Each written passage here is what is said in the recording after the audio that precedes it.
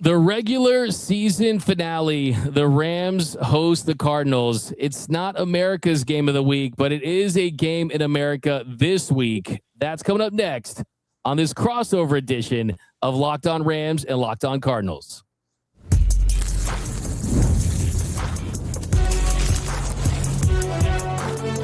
You are Locked On NFL Crossover, part of the Locked On Podcast Network. Your team every day.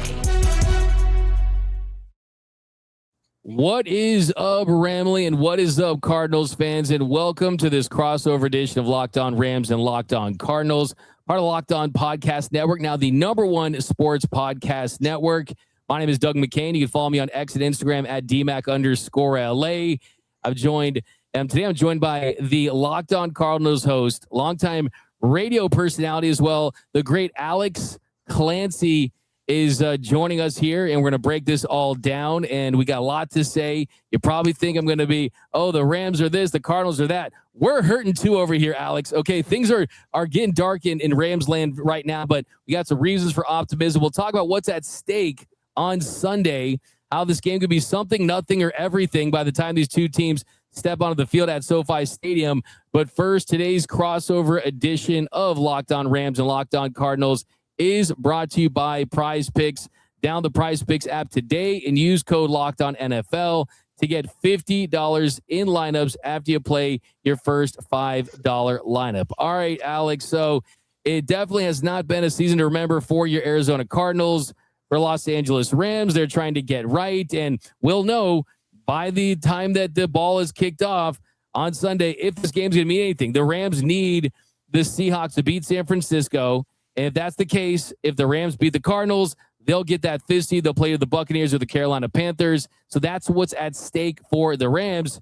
On your end, what are you looking for your Cardinals in the regular season finale? 53 guys to show up. Doug, really quick, when you say that it's dark over there for the Rams, that's let me put this. Let me just give me a second. So that's like you go to a restaurant, you order a Diet Coke, you take a sip, it's a Dr. Pepper. Like, hey, excuse me, ma'am or sir, I ordered a Diet Coke. That's dark for you. For the Cardinals, you take a sip of that Diet Coke and it's acid. Okay? These are not the same things. Okay? The Cardinals have been in a season of nightmare. It's been in a season of not funness, and it's been in a season riddled with injuries, and you just want no players to get injured, the game to be over, and the Cardinals to forget this season ever happened and move the hell on. Yeah, I would say no, for sure. I mean, when I go to a restaurant, I'm a big Coke Zero guy. And when they say, we have Pepsi Zero, I'm like, no, like that. Stop acting like Pepsi Zero is an equivalent or it's a substitution for Coke Zero. No, it's at that point, I'm Uber Eatsing a Coke Zero from another place to bring you into that restaurant so I can have a Coke Zero. So that to me would be kind of the darkness there. Look, I mean, like, it's like 410 darkness, right? It's just like the sun's going down a little bit, and you're like, okay, it's time to go home. You're riding bikes with your friends, and it's like, okay, like it's that kind of dark. It's not like pitch black or anything like that. And I think for the Rams, where they're at, you lose a lot in the last 10 days. I mean, I think when you just put things into perspective, the one seed in the NFC, where the Rams have been so good at home this year, 6-1 at SoFi Stadium, Sean McVay and Matthew Stafford undefeated in the playoffs at SoFi Stadium, and it was right there. Like, they were the favorite. They were the team that was the FanDuel odds-on favorite to win the Super Bowl. They were the team that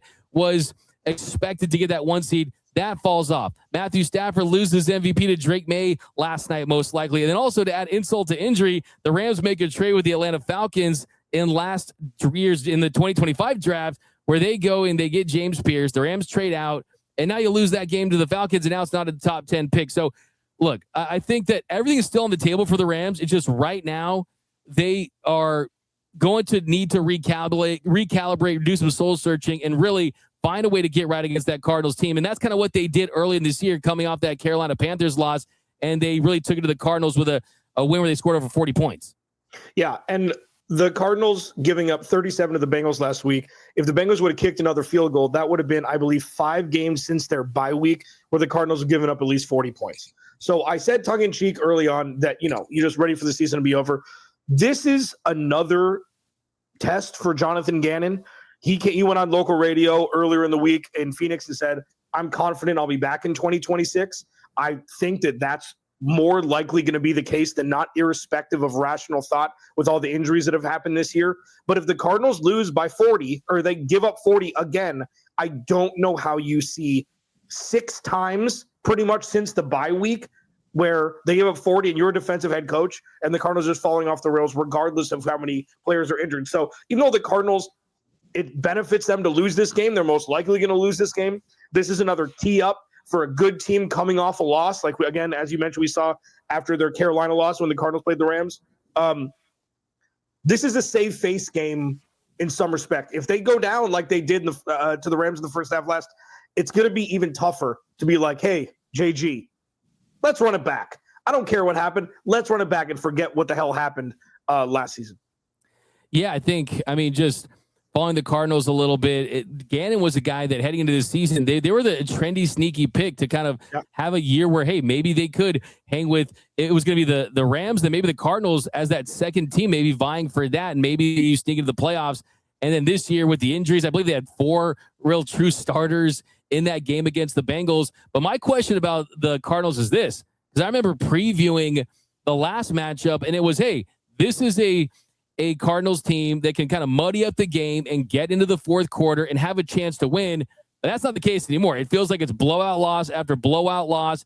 And you go against a Bengals team that was ranked 32nd overall defense and towards the bottom in most categories. And it's a 37-7 game in the third quarter. At that point, you had just 4 first downs, 5 of the first 7 drives end in 3 and outs.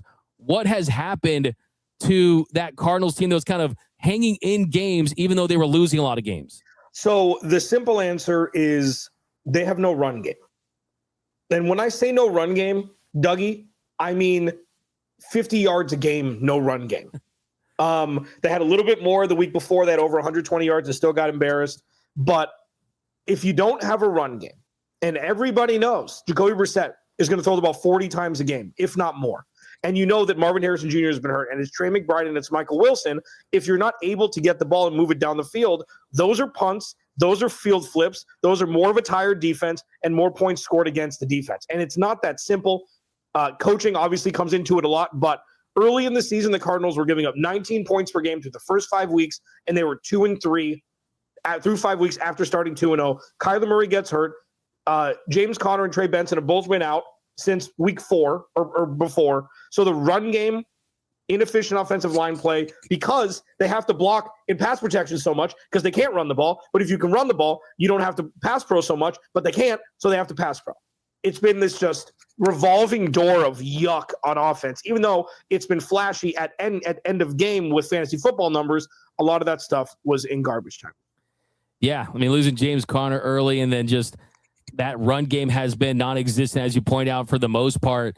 But I think that my question for the Cardinals is, if the Rams are playing for the 5th seed and that's still on the table, we know the Rams want that. I mean, the difference between potentially playing a Bucs team that looks like they've just fallen out of favor and the Rams beat them on Sunday Night Football earlier in the season, and going up against an inexperienced Bryce Young on the road versus playing the defending Super Bowl champions and the Philadelphia Eagles or potentially the Bears, you definitely want to take the red pill now, and you would definitely want to go with the Bucs or the Panthers in that standpoint. But from the Cardinals standpoint, how important do you think it would be just to play spoiler? And you mentioned the Gannon stuff. I mean, Gannon, I just watched a little bit of his press conference. My man's out there like a little bit defensive, kind of pointing out things. Oh, they're enthusiastic and things like that. Things that really coaches don't really need to necessarily say about their team when they're winning and they're coached properly. How important do you think it is for the Cardinals to have the year that they've had and somehow, some way play spoiler against a Rams team that could be having Matthew Stafford and the rest of their starters actually playing in their regular season finale, something that we typically do not see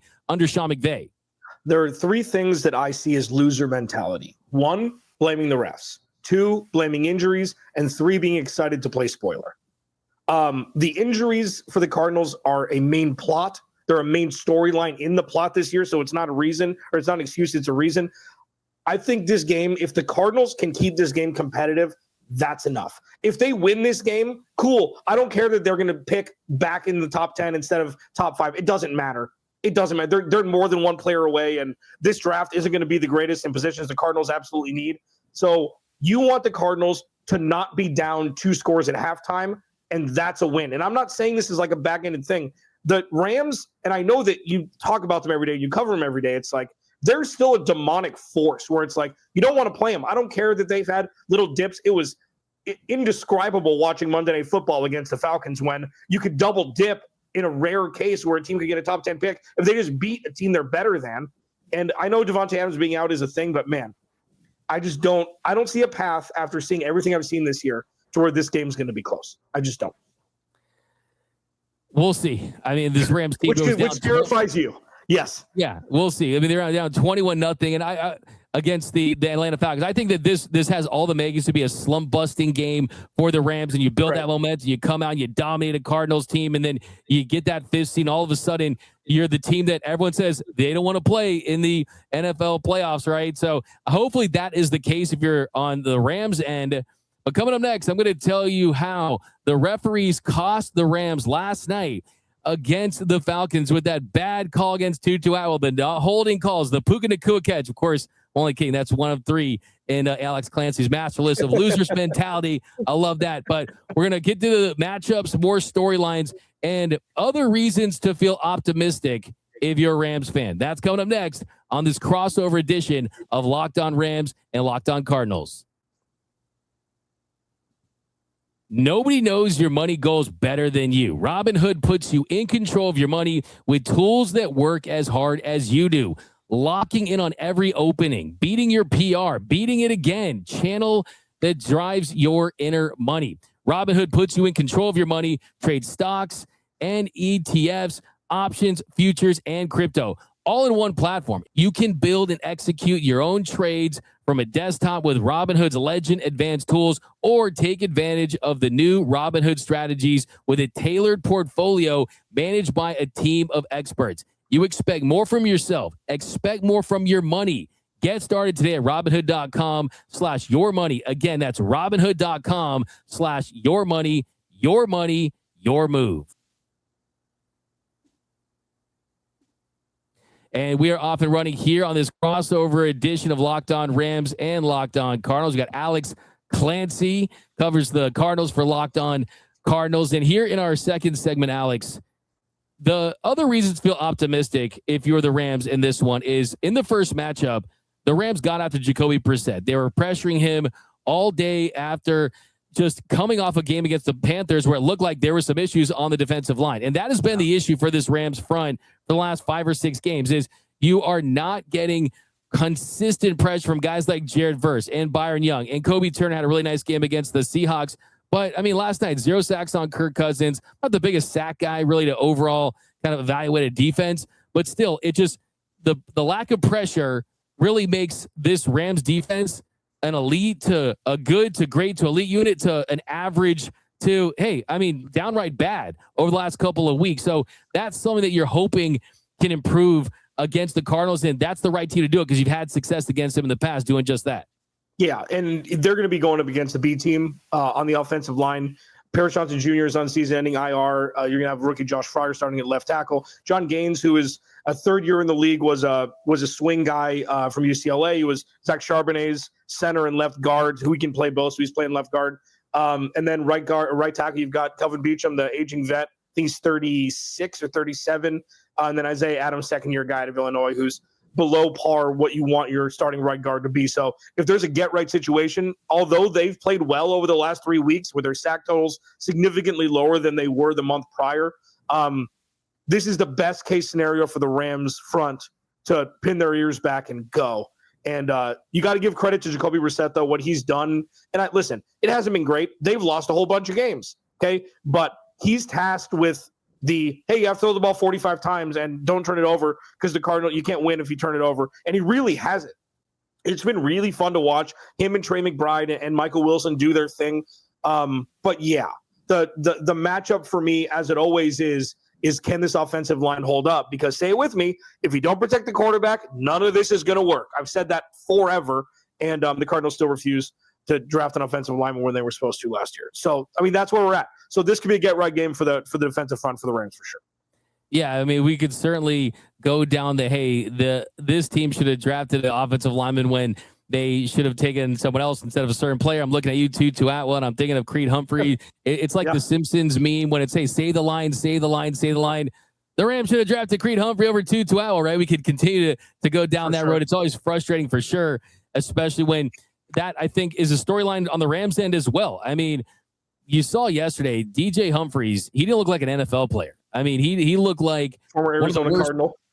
Yeah, I know. A Cardinals legend, right? And I don't know if he's a secret double agent from the Cardinals to just wreak havoc through NFC West opponents, but he was a big reason why the Rams struggled last night. And you had a couple big plays taken off the board. You had a 4th down conversion that they didn't convert because of his play. And look, I mean, you always talk about Sean McVay maybe sitting his players. I mean, that's something that he's kind of pioneered as far as the way that he's done it. It almost felt like last night you basically had that on the offensive line. I mean, might as well have a cone, might as well have a dummy out there because Humphries was that bad. Now, will you get Alex Jackson back? That's the big question. I mean, everyone's talking about Drake May and Matthew Stafford for the MVP. It feels like Alex Jackson is the MVP of the Los Angeles Rams because, as you point out, if you can't keep your quarterback vertical, you're going to struggle, and then you're going to throw that game plan in the trash. And I think the same goes for the Rams. I mean, you need to find a way to get a rhythm in the trenches. And this struggle that the Rams have been on, they've lost the battles in the trenches on both sides of the football, quite frankly. And I think that that's something that's going to hopefully motivate the Rams in this one is, as I pointed out, I mean, just looking back, they pressured Brissett 24 times. It's a 48% pressure rate. That's their highest pressure rate since that game, since week 4, right? So this is the game to do it. And then if you can't do it, especially if you're playing with your starters in this game, then the red flags just continue to get even brighter. And it's a major concern. I think another thing too is just kind of what is the state of kind of the Cardinals, like players like the Marvin Harrison Jr. I think he's dealing with a heel injury, right? So is he at 100%? No. And his injury from last week was on the other foot. So he had a heel injury that he missed a couple weeks, and this one is for another foot. I don't know why he was playing last week. I don't think it doesn't make a whole lot of sense because we saw, I mean, even a couple weeks ago, Walter Nolan and Garrett Williams both go down on season-ending IR in the same game, and those are significant injuries, one an Achilles and one a knee that could sideline them for months of next season. So if Marv is anywhere close to not healthy, sit him. I don't understand why he was out there. But yeah, I mean, by and large, you're going to be looking at the B squad, the practice squad for the Arizona Cardinals on Sunday, save Trey McBride and Michael Wilson. I do want to ask you this because we've talked a lot about this. These teams know each other very well. There's one huge delineation between the Cardinals and the Rams with their offensive line play is the pedigree of where these offensive linemen were taken when started. Fifth rounder, fourth rounder, undrafted. Why is the Rams offensive line so good? Is it the offensive line coach? Is it Sean McVay's offensive scheme where you run the ball and you can pass the ball with synchronicity and serendipity together where they're not fighting against each other? Because the Cardinals are really struggling with that. Justin Fry is a first-year offensive line coach in the NFL coming over from Ohio State. They lost Clayton Adams, who's now the offensive coordinator for the Cowboys. What is it? Because we can't figure it out here in Phoenix why the offensive line is struggling so much, even when it's healthy. I think it's a couple of things. I think the first thing is what we saw in 2022, where you literally had a security guard playing on the Rams offensive line because they were decimated by injuries. It was like a season of Squid Game, but for offensive linemen. You had offensive linemen go down every single week. And from that point on, I think an emphasis to scouting, player development was ratcheted up. And that's kind of what I've heard is it's about identifying a certain player that really not only has an edge, but plays with a certain physicality, a certain level of toughness that really translate. I think that it rubs off on guys. I think one of the big kind of trades that doesn't really get talked about enough, obviously you're not going to be talking about offensive line trades around the league that much, but Kevin Dotson going from Pittsburgh to the Rams. I mean, this guy is nasty. He's one of the best run blocking offensive linemen. He is someone that, I mean, he wears his sunglasses during the SNF, where you name your college. He kind of reminds me of that wrestler Viscera back in the day. You know, he colors the Rams horns in his head. I think that a lot of the guys on that offensive line, they're big and physical. They've kind of switched to this gap duo style of run game where it's about physicality and getting after it. It's more of a road grade scheme. They went out there, they got Steve Avila. The big conversation on the offensive line is not only, as you point out, you get Alec Jackson as a UDFA. He's turned into an average to an above average lineman at a very important position at left tackle, and they paid him, but it's the right tackle position. Rob Havenstein, he's the one remaining Ram from the St. Louis Rams days. They took him out of Wisconsin. He was with the Rams back in 2015. Well, Warren McClendon, offensive lineman they took out of Georgia, has actually outperformed him this season. Havenstein has dealt with ankle injuries. He's been banged up. So, yeah, it's kind of this next man up thing and just the physicality they play with, the mindset, the mentality. And I do think they kind of felt like offensive linemen were interchangeable. Like you could just find guys. They've definitely placed more emphasis on that position in the last few years because of what happened in 22 with all those more combinations than the drinks at Sonic, man. Like it was insane with all those injuries. So I think that's a big reason why. I also want to mention this, though, kind of going back to you. What was up with the Bengals? Like all of a sudden the Bengals, since there's nothing to play for, since they've gotten eliminated, they've been like the best team in the NFL. And I think the Falcons are a little bit like that as well. So I think the Cardinals and the Rams both experience like both these teams that look like they're world beaters. Now there's nothing to play for in the Bengals and the Falcons. Yeah, because it goes back to just playing Madden at that point. It's like, who cares? Let it rip. I mean, with Joe Burrow, like he was out for the majority of the season. The dude it's crazy how much money he makes and how infrequently he plays more than a handful of games a year. But yeah, I mean, Jamar Chase is really good. T. Higgins is a wide receiver 1 on 26 teams, 25 teams, and they've got a couple tight ends. Chase Brown is probably the most underrated running back in football. Like it was nightmare sauce immediately. And I knew it. I was like, this is going to be blowout. This is going to be bad. This is going to be bad. I see it. No, for sure. Exactly. They play free. They play easy. I mean, I totally agree. It's just, it just goes back to how mental this game really is when there's not as much pressure. But coming up next, what is the path to victory? How could the Cardinals upset the Rams? How could the Rams have a big letdown? Will it even matter? That's coming up next on this crossover edition of Locked On Rams and Locked On Cardinals.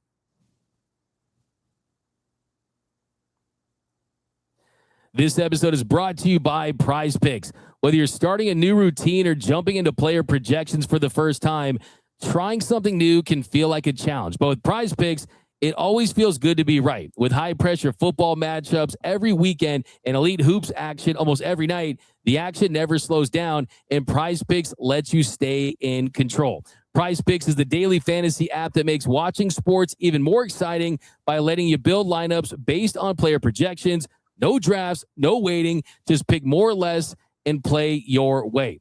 Getting started on Prize Picks was quick, it was easy, it was simple, and the app is super easy to navigate. That's what I love about it. It's also made watching games more engaging, especially when following individual player performances. I love the flexibility with options like Flex Play, where you can still get paid even if one pick misses. The new early payouts feature is a game changer too. If a player starts to get hot, you can cash out even before the game ends. Download the Prize Picks app today and use code LOCKEDONNFL to get $50 in lineups after you play your first $5 lineup. That's code LOCKEDONNFL to get $50 in lineups after your first $5 lineup. Prize Picks, it's good to be right. And welcome back to this crossover edition of Locked On Rams and Locked On Cardinals. And here in our third segment, I'm not going to ask you for a pick or a score prediction. I know that's why your listeners and your viewers probably tune into the Friday episode. You get paid the big bucks for that. Not even ready to throw out a score prediction because we don't even really know exactly what the stipulation is going to be on this game. Right. But as far as path to victory, I look at guys like Christian McBride. I look like guys like Jacoby Brissett. I look at, as you point out in the last segment, if this Cardinals offense can play free and easy, play spoiler, put up some points against this Rams defense, and then the Rams are actually playing for something, actually playing for the 5 seed, they're playing with all the pressure, and the Cardinals are just playing to play spoiler. I think that feels like it's the path to victory for Arizona.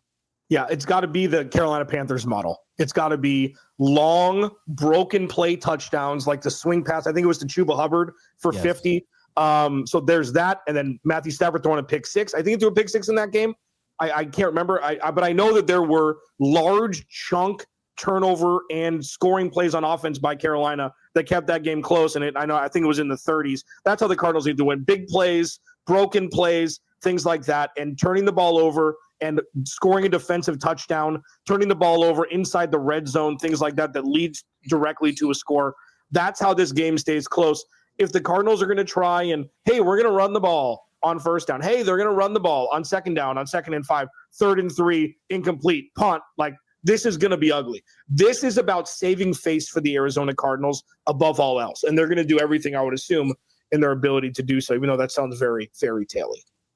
Yeah, I think if on the Rams end, the interesting thing could be, too, on top of, if the Seattle Seahawks do the Rams a favor and beat the 49ers in the NFC West championship game on Saturday night, which should be on Sunday night, instead they're giving us the Steelers versus the Ravens, but it's a whole other story. The fact that if that was the case, right, if that was a Sunday night, the Rams would just be playing all their guys for most of the game. Right. And Sean McVay has already stated that he is going to be playing his guys because of the quality of football that they've been delivering of late. So the question would be, if the 49ers do win and the Rams have essentially nothing to play for and they're locked into that 6th seed, and you really see Matthew Stafford out there, how many series is that going to really be for? How many series will Puka Nacua actually play? Because I know that it was a little bit of an emotional press conference for Sean McVay. He was noticeably irritated. He's like, you got to be key and critical. We got to go out there.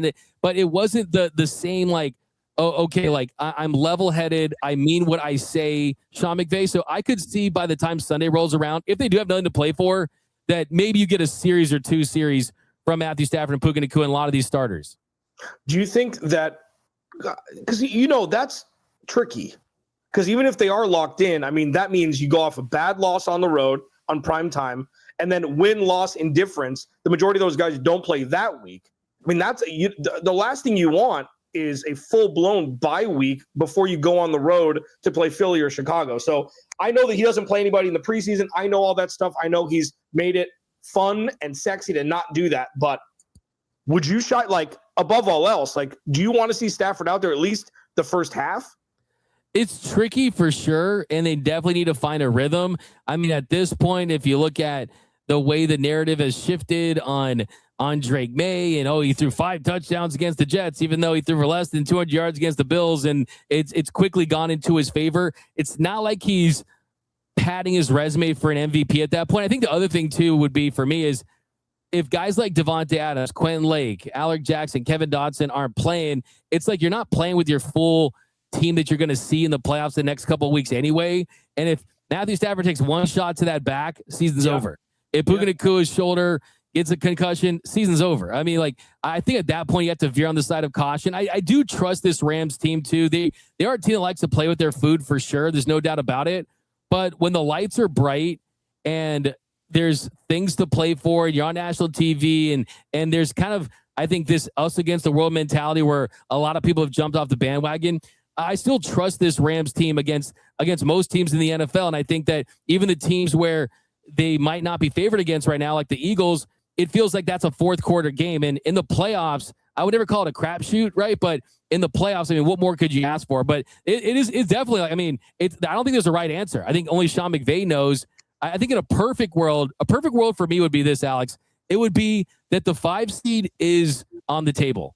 And because of that, they have to play a full 4 quarters to get that. And they do it with some turnovers, getting pressure, getting home. And look, I mean, who knows? I mean, we've seen wild stuff in the NFL. The Cardinals might just roll out of bed and say, hey, let's do this today and let's make a game out of this one. And then the Rams win, hopefully by double digits, but you're feeling good. You got the 5 seed. And you're just winning a football game. I mean, that Seahawks loss, I mean, I wake up at 3:30 in the morning in a cold sweat staring at the fan. I'm just like, that's the worst loss I could think of in the regular season. And I've seen every Rams game since they come back from LA. So it's that just to get over that loss with any win against any team, I think is going to be meaningful. It's just to have a happy flight to wherever they're going, to feel good in that locker room, right?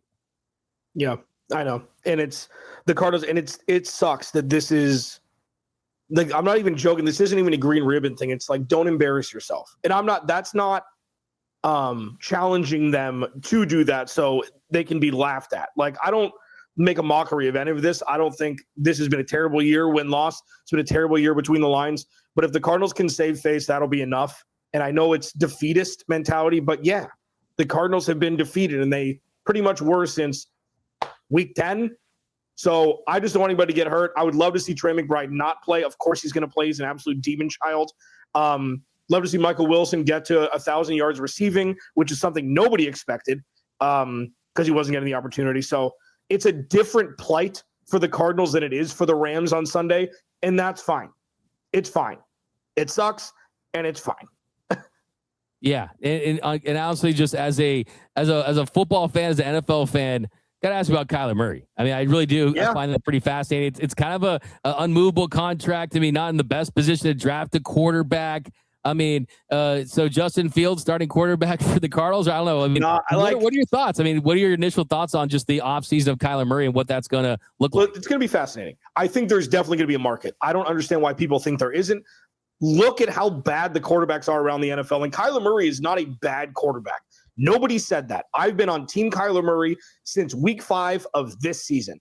And then I saw Jacoby Brissett play in Indy with this offense. I'm like, oh my God. What? Downfield throws, long touchdowns. What is this? What have we been missing here watching this team? Now, that's not fair necessarily. Kyler has a different skill set. They ran a different playbook, but I think there are 3 teams at least who have picks who could potentially offer a first rounder for.